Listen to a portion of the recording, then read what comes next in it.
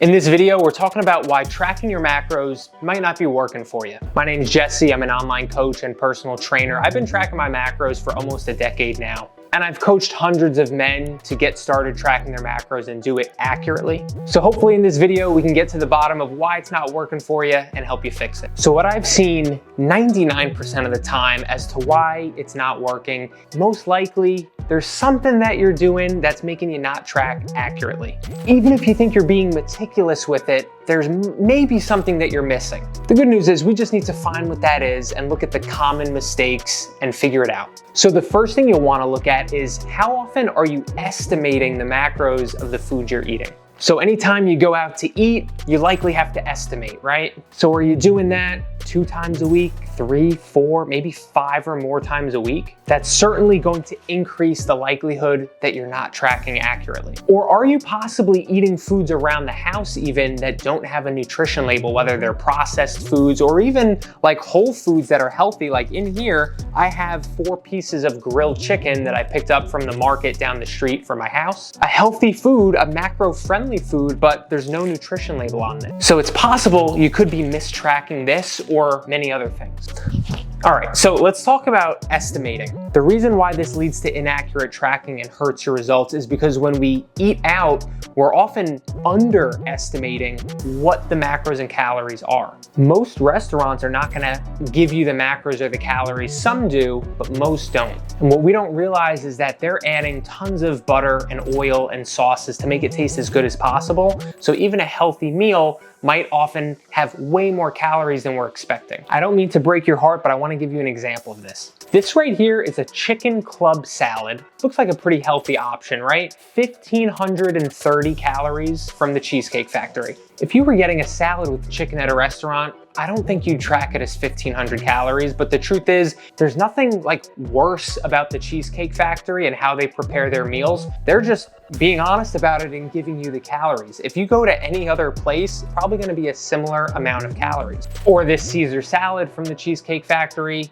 can you guess the calories? 860. Or how about a nice lean chicken dish, right? Chicken piccata. This one's 1,420 calories from the Cheesecake Factory. I guarantee if you're getting a chicken dish at a restaurant, you're probably not tracking it as 1,400 calories. Or what about this one? You can't go wrong with a fresh grilled salmon. Definitely a healthy option. You'd think it'd be a macro-friendly option, but this one's over 1,200 calories. And the reason why this is because all of these meals have probably 5 to 10 times the amount of fat as you'd expect, or compared to if you made that exact meal at home. And if you're tracking your macros but it's not working, another common reason might be that you're not using a food scale to weigh out your foods, but instead you're eyeballing the portion sizes that you're eating. Maybe you're doing this with peanut butter. Maybe you're doing this with rice. Maybe you're doing this with sauces or butters. Maybe you're doing this with nuts. Maybe you're eyeballing everything, but weighing your foods out only takes a few seconds, and that way you'll know for a fact how much you're actually eating. So I'm gonna turn on my food scale and I'm gonna weigh out one of these pieces of grilled chicken that I got from the market. It's a nice big piece of chicken right here. We've got 107 grams in weight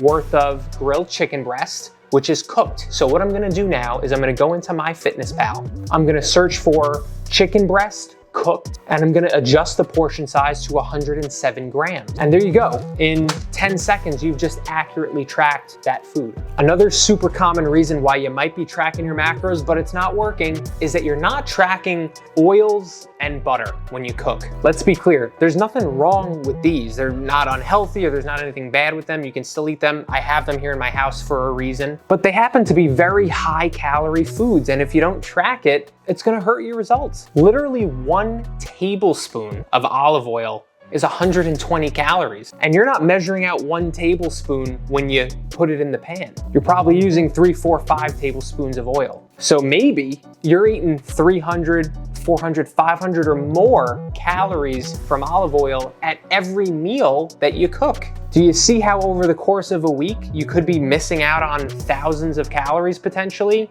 that aren't being tracked? The same goes with butter. About 1 tablespoon of butter is generally the same. It's about 140 calories. This one's a little bit less. This one's 80 calories. If you're using it at every meal to cook and you're not tracking it, you're gonna run into trouble. So I'm not even saying not to have this stuff. I'm just saying that you really do need to track it. But a good alternative, if you want an almost 0-calorie option to cook with, is something like this, olive oil cooking spray. Now it says on here that it's 0 calories, but that's for only 1/4 of a second worth of a spray. So there probably is a little bit of calories in here because there's 470 servings in this container, but it's still nothing compared to the real stuff. And if you were to not track this, probably wouldn't hurt your results. Now, the last major reason why you might not be seeing results from tracking is because you're not being consistent enough with it. And this is where the tough love comes in, because tracking your breakfast and lunch and snacks and then kind of falling off and not tracking dinner or any snacks you eat later at night, that's not being consistent with it.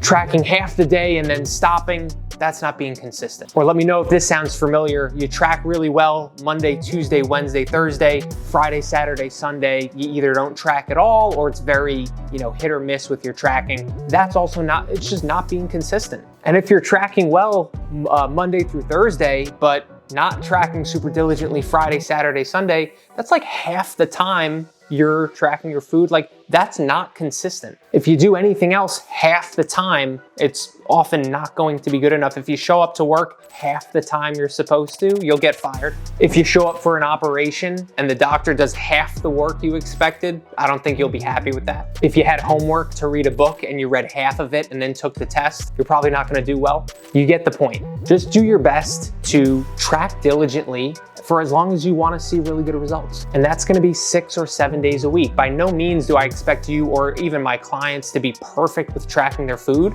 but you do have to track diligently, and you have to do it 6 or 7 days a week if you really want to be accurate with what you're tracking. And an example with a couple recent clients I had, they were doing this. One of them was tracking basically 3 or 4 days out of the week, and he wasn't seeing such great results in his fat loss phase. And I basically said to him, hey, let's try to get at least 5 or 6 really diligent, consistent days tracked. And he's been on point with tracking 5 or 6 days a week ever since. And he's looking better than ever. This is his weight loss chart from the last year. He's lost about 15 or 20 pounds and he's doing amazing now. I had another client recently who was basically tracking the first half of the day and then falling off, not tracking the rest of the night. Again, he was struggling to lose weight. I sort of called him out on it a little bit, and he's been tracking more diligently and more accurately for the last month. And he's lost like between 6 and 7 pounds. Tracking your food is not something that you may do forever, but in a phase where you want to see the best possible results, you should track diligently and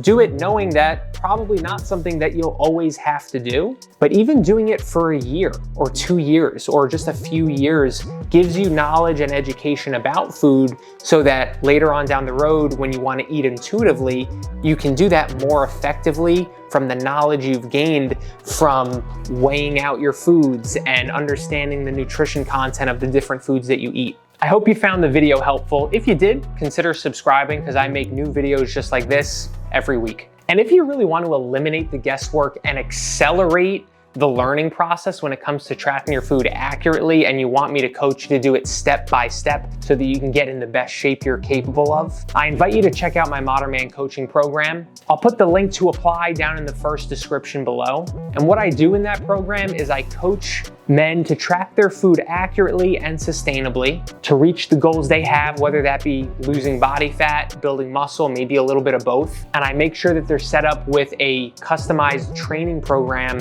that pairs up with their nutrition plan so that they can see the best results possible. Most importantly, I hold them accountable over many months to be consistent with it. So if you think you might thrive with that type of setup and accountability and guidance, consider applying and I'll be happy to see if I can help. Thank you so much for watching. I'll catch you on the next video.